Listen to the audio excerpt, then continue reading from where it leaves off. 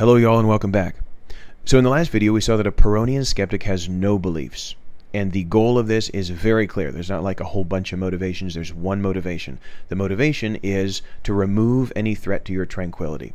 And belief, say the skeptics, acts as a threat to your tranquility because when your beliefs are threatened you get heated in defending them. But if you remove beliefs, it's like removing fuel from a fire. To have a fire you need to have fuel, spark, and oxygen. If you remove the fuel you just can't have fire, and it's the same way with beliefs. Beliefs are the fuel. If you remove the fuel, it doesn't matter what people throw at you, you won't lose your tranquility. So a skeptic has no beliefs. This raises two very important questions. The first of these questions is, how do you get there? It seems like you can make certain changes in the way that you live. You can make certain modifications or changes to your body. Belief doesn't seem to function like that. I believe that I'm in my office now. I can't just stop believing that. I believe that I have hands, or that I have kids. I can't just stop believing that. So how do you drop your beliefs? That seems very difficult. The Pyrrhonian skeptics, whatever you might say about their system, are incredibly clever people. The most famous Pyrrhonian skeptic is a Roman named Sextus Empiricus, who writes in Outlines of Pyrrhonism extensively about the practice and nature of Pyrrhonian skepticism. And he says, and other Pyrrhonian skeptics say, there are three steps or stages really in ridding your life of belief in this way. The first step or stage is going to be what they call equivalence. Equivalence. This is a philosophical term of art which in effect means balance. And the balance is balance that you achieve between competing arguments or appearances. So just to clarify, this is not argument against appearance. It's two arguments or two appearances. Here's what this means. Go back to the previous video where I said maybe you've been in a situation where you hear two different sides of an issue and they seem to you very balanced, and so you withhold judgment and you don't come down on either side. For the Pyrrhonian skeptics, that is something you need to cultivate for yourself with respect to every belief that comes your way. So you might naturally find yourself having this detached neutrality on some issues, but some issues is not enough. That still leaves you open to lots of beliefs. You've got to cultivate it for everything. So to take some kind of easier examples first, supposing you hear some like conservative political commentator and they're talking about some conservative talking point that Trump is making America great again. I don't know politics very well, but let's say I think people say that, right? And you start to come down on the right. You say, well, maybe this is right. Immediately, as a good skeptic, you need to quickly go to some liberal media outlet and hear their talking points, load up on the stuff they're saying, that Trump is not making America great again and that Joe Biden is doing that or something, right? Not so that you become liberal and progressive, but so that you can become balanced and that you can say, as a good skeptic says, and they have many slogans, but this is maybe the biggest, no more one than the other. You're totally balanced. You hear somebody talking about, some atheist talking about God doesn't exist, and hear the arguments, right? Maybe I'm an atheist.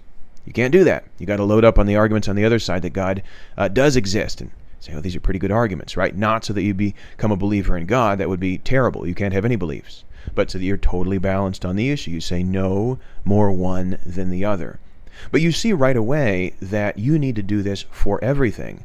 And you also see that it's going to be extremely rare that you're going to be presented with both sides of an issue when you're presented with an issue. Usually when people present you with a potential belief, a candidate for belief, they're going to present just one side.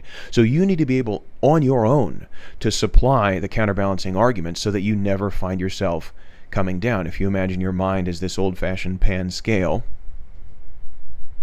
all right, you can't come down on either side. And this could happen for anything. So somebody might come at you with a belief about the Cowboys O-line, or how to prepare a flan. A flan? Flan? I think it's flan. Yeah. Obviously, I don't know how to do this. Or who's the hottest member of BTS?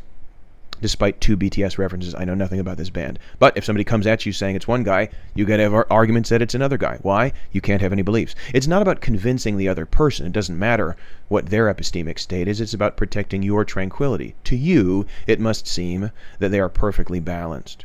So you see right away that a Pyrrhonian skeptic has to be this dialectical ninja, constantly reading, constantly researching, because any potential belief that comes your way, you need to be able to immediately neutralize it. Again, not to convince the other person, but to prevent yourself from coming down.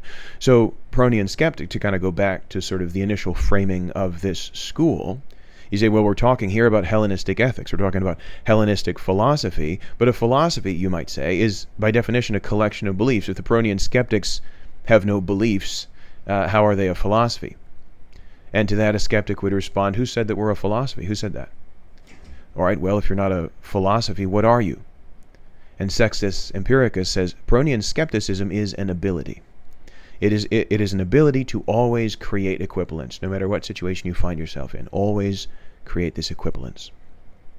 Now, many beliefs that we have are formed on the basis of argument, but statistically the majority are not. Statistically, the majority are perceptual beliefs of some kind. So, 8 a.m., I walk into my first class. I have an 8 a.m. class, Monday, Wednesday. And as soon as I enter the classroom, I'm hit with a strong temptation to believe there's people here. I can't do that. I can't do that. That's obviously not a belief I'm forming on the basis of argument, but I can't do it. So I got to convince myself of possibilities, possible ways where it might appear that there's people, even though there's not actually people. Do you see? So I could be dreaming. I dream about being in class all the time. I'm up in front of people a lot. Makes its way into my dreams. That could be going on. They could be cleverly constructed robots. There could be wires running directly into my brain, feeding me images of people, and I could be just lying unconscious on a bed somewhere else. Could be a hallucination of some kind. I'm not saying these things are the case, but I'm also not saying they're not. I'm saying, look, to me, it just appears that there's people. And this is going to be the second or kind of really big Pyrrhonian skeptic catchphrase that they fall back on, saying, look, just how it appears. I am not married to the idea that things are the way they appear to me. I'm just going to say that that's how it appears to me.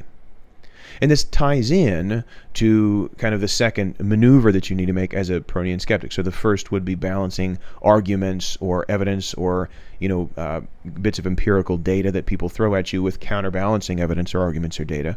But the other is going to be in the realm of perceptual judgments, and you have to make this for yourself.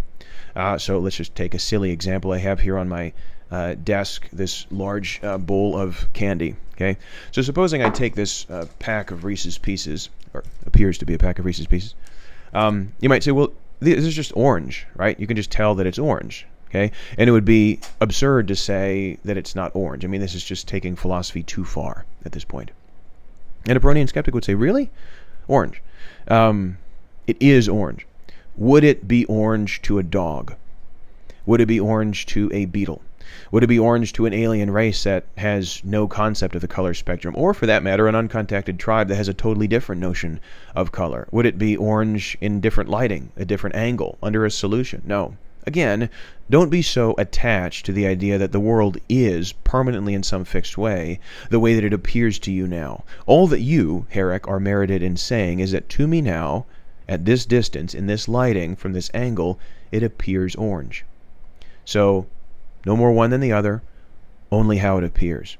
So equivalence is going to be the first step or stage in developing or getting to this tranquility, in answering the question, how do you get to no beliefs?